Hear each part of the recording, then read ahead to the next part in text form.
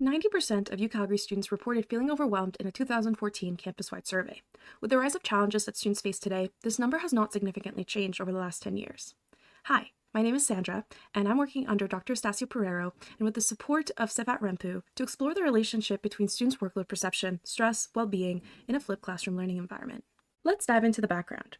Perceived workload is not the numbers of hours worked. Rather, it is manifested as the pressure and stress and the sensation of feeling overburdened by students. Traditional forms of assessments, such as multiple choice exams and essays, have been perceived as irrelevant and unmeaningful to students. The increase in traditional assessment types and frequency in the classroom have shown a link to increased workload perception. That is why models such as the flipped classroom have been created. The flipped classroom model has shown benefits in students' performance and retention of the content they're learning. However, the relationship between the flipped classroom model and workload still remains unknown, as the flipped classroom model is quite novel. Diving into stress and well-being, it's no surprise that the literature has shown that increased stress is related to reduced well-being. Specifically in the classroom, assignment-related stress has shown reduced self-efficacy and reduced emotional reaction and regulation, which shows a reduction in overall well-being in students.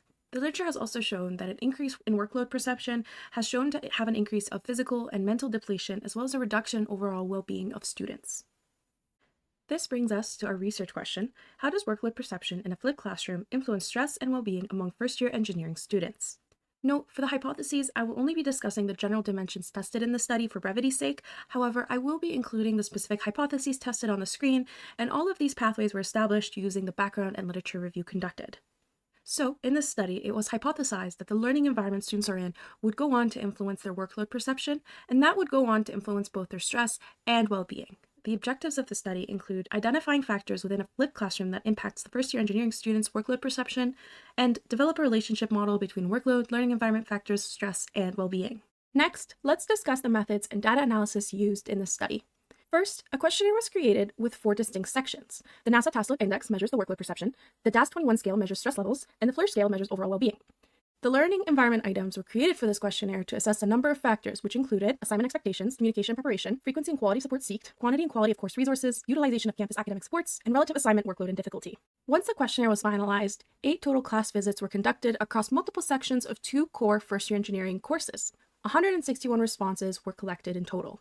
To prepare the data for analysis, all incomplete responses were eliminated from the dataset. To place this in perspective, this reduced our dataset from 161 responses to 88 valid responses. Next, we conducted 2 types of data analyses: conformatory factory analysis, also known as CFA, and structural equation modeling, also known as SEM. CFA is used to identify primary constructs from the items in the questionnaire. SEM is used to support in identifying relationships and building a web between the established constructs. Our next section, we will look at the results of our study.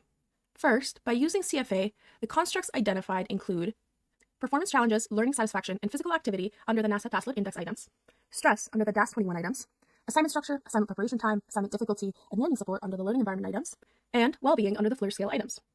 Next, by using SEM to compare our hypothesized model to our collected data, the following hypotheses were supported: assignment structure impacting performance challenges and learning satisfaction, performance challenges impacting stress levels, and stress levels impacting overall well-being.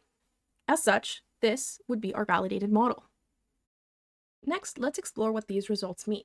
Note that the outline relationships we are discussing here are based on the following. Higher scores in the learning environment items indicate an increased positive experience in the classroom. As such, higher scores in the items that make up the assignment structure indicate an improved structure, while lower scores indicate a weaker assignment structure. Higher scores in the NASA Task Load Index showed an increase in workload perception.